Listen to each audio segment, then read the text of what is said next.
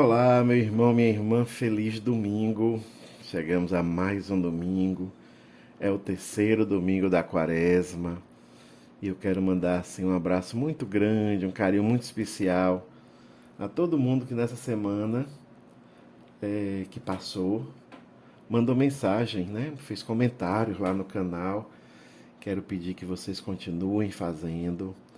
Obrigado a Milton Magalhães Rocha. Nos juntemos ao Padre Mané e oremos com fervor pela paz no mundo. Isso mesmo.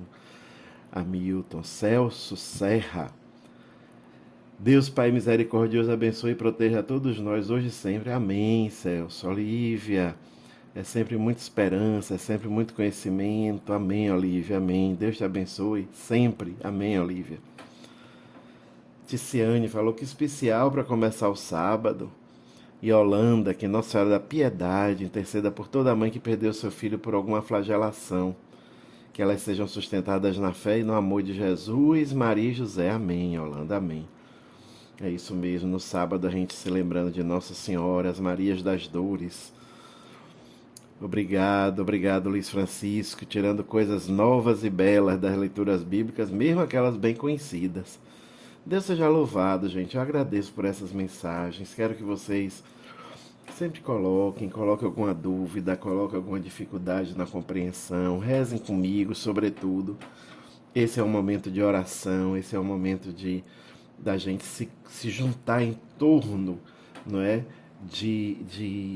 da palavra de Deus para rezar. Então vamos rezar juntos, né, todos os dias e alimentem a oração, a nossa oração, com os comentários que vocês trazem. São sempre muito enriquecedores. Muito obrigado.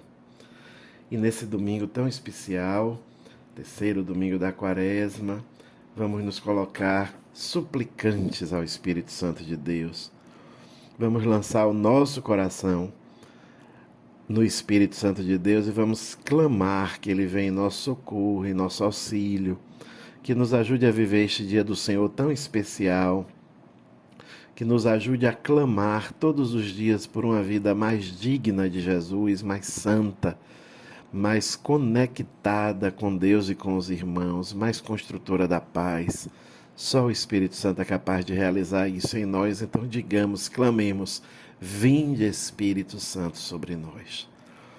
Que esse momento seja de comunhão, de união, que a gente esteja assim muito fidelizado, muito unido, muito conectado. Essa conexão entre nós, quem gera, quem faz, quem realiza é o Espírito Santo de Deus, que nos coloca sob a sua tenda, arma sobre nós uma tenda, que é tenda de amor, de fraternidade, de solidariedade, de acolhida orante da palavra de Deus. Vinde, Espírito Santo, sobre nós e dai-nos a graça de um coração orante. Iniciemos este nosso momento em nome do Pai, do Filho e do Espírito Santo. Amém. O Senhor esteja convosco, Ele está no meio de nós. Proclamação do Evangelho de Jesus Cristo, segundo João. Glória a vós, Senhor. O capítulo é o segundo, os versículos de 13 a 25. Estava próxima a Páscoa dos judeus e Jesus subiu a Jerusalém. No templo, encontrou os vendedores de bois, ovelhas e pombas e os cambistas que estavam aí sentados. Fez então um chicote de cordas e expulsou todos do templo, junto com as ovelhas e os bois. Espalhou as moedas e derrubou as mesas dos cambistas. E disse aos que vendiam pombas: tirai isso daqui. Não façais da casa de meu pai uma casa de comércio. Seus discípulos lembraram-se mais tarde que a Escritura diz: o zelo por tua casa me consumirá.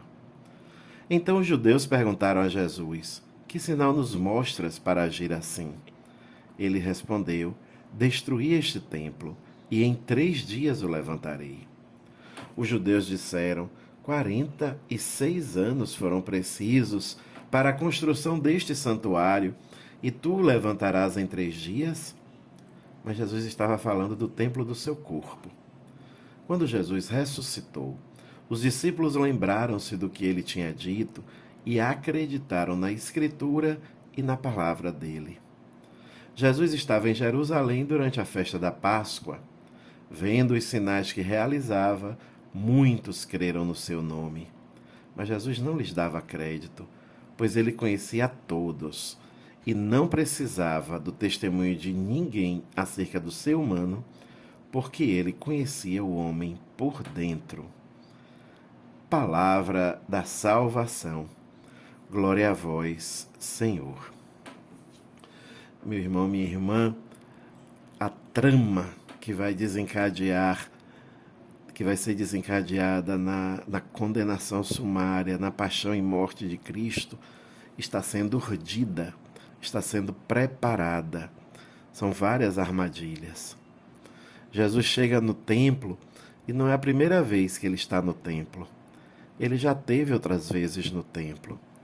E embora sua mensagem fosse profunda, ele nunca incomodou tanto como desta vez. Desta vez ele mexeu com uma das estruturas chaves que regiam e sustentavam o templo. A gente não pode confundir aqui, veja bem, a gente não pode confundir aqui a ideia de templo com o templo de Jerusalém e os nossos templos de hoje em dia, as nossas igrejas. Não confunda. Em Jerusalém o templo tinha um poder que as nossas igrejas não têm, porque ele era, além do centro do poder religioso, era o centro do poder político e o centro do poder econômico. Quando Jesus expulsa os vendedores do templo, ele está mexendo num pilar daquela estrutura econômico-socio-religiosa. Ele está mexendo no pilar da economia. Ele está mexendo numa estrutura de poder e dominação, pois só aqueles vendedores que ali estavam vendiam para os fiéis os animais que seriam sacrificados. Então ali existia um monopólio muito forte. E em torno desse monopólio econômico girava o templo, assim como em torno do poder político, porque ali estavam as grandes autoridades, havia uma coincidência entre as autoridades religiosas e as autoridades civis de Jerusalém, de Israel, àquela época. Obviamente, eles estavam sob o domínio do Império Romano, mas Israel, Jerusalém, era regida politicamente pelos mesmos que regiam o templo. E Jesus mexe então numa estrutura de poder econômico muito forte, muito pesada e incomoda muito. Porque ele desestrutura, ele tira do lugar, tira a centralidade, expulsa a centralidade da força do dinheiro para dar ao templo o sentido real e mostrar que o verdadeiro templo não é aquele construído de pedras, mas será um reino de amor, de justiça e de paz.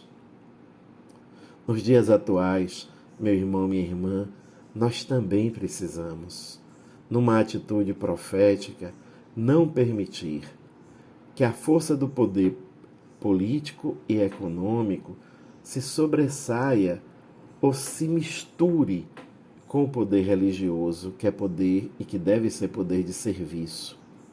Nós, como cristãos, devemos sustentar a nossa vida naquele templo que Jesus falou que seria destruído e em 3 dias reconstruído, o templo do corpo dele.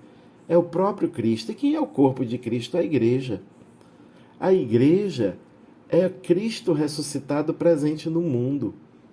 Então, quando nós amamos, servimos a Cristo na igreja, comunidade de fé, nós não podemos deixar que essa lógica de fé, essa dinâmica espiritual, seja contaminada por nenhuma forma de política, de poder político ou de desejo de poder político e muito menos de desejo de poder econômico. A liberdade dos filhos de Deus não comporta servir ao ter e ao poder, nem ao prazer, porque nós somos do serviço a Deus e aos irmãos. É sempre uma tentação. É sempre uma força muito forte, um desejo muito forte de nos equipararmos à lógica de poder do mundo. Mas a nossa lógica de poder é poder para servir. O que somos, o que temos, o que fazemos, existe para o serviço, para Deus e para os irmãos. Peçamos hoje, nesse domingo, nesse feliz domingo, peçamos a graça de uma compreensão cada vez mais profunda, arguta, sincera das coisas de Deus e do projeto de Jesus Cristo para nós e para a humanidade, que é projeto de serviço, de partilha, de fraternidade, de solidariedade. Que assim seja. E que Deus te abençoe, em nome do Pai, do Filho e do Espírito Santo. Amém.